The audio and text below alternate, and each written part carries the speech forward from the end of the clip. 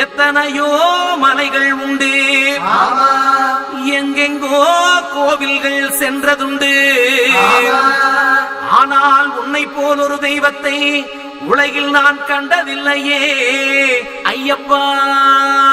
சுவாமியே சரணமையப்பா.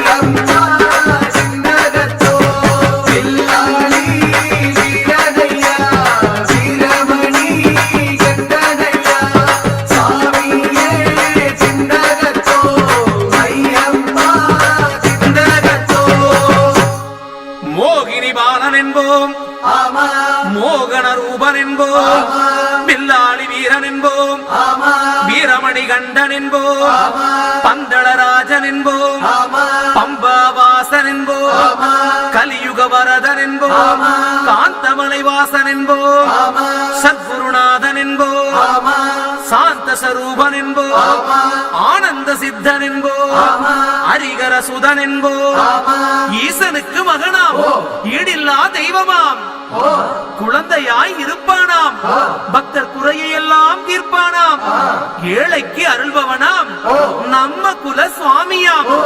அப்படிப்பட்ட சுவாமி ரொம்ப சிறுசையா, ஆனா சக்தி ரொம்ப பெருசையா.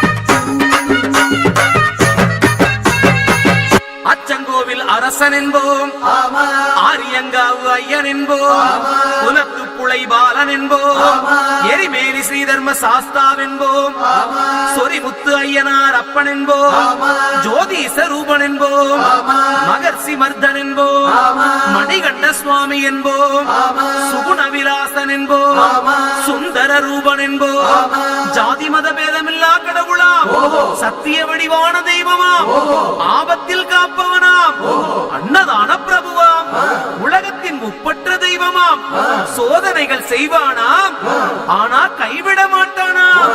அப்படிப்பட்ட சாமி ரொம்ப சிறுசையா, ஆனா சக்தி ரொம்ப பெருசையா.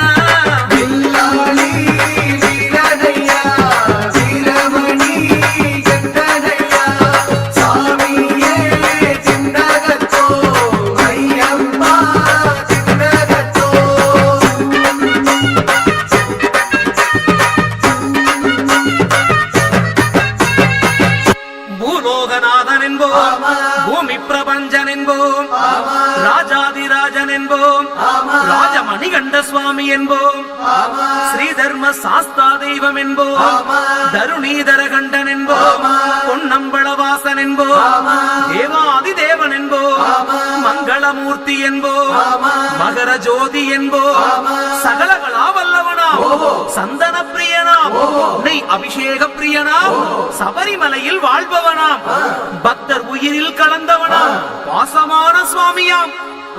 அப்படிப்பட்ட சுவாமி ரொம்ப சிறுசையா, ஆனா சக்தி மட்டும் பெருசையா.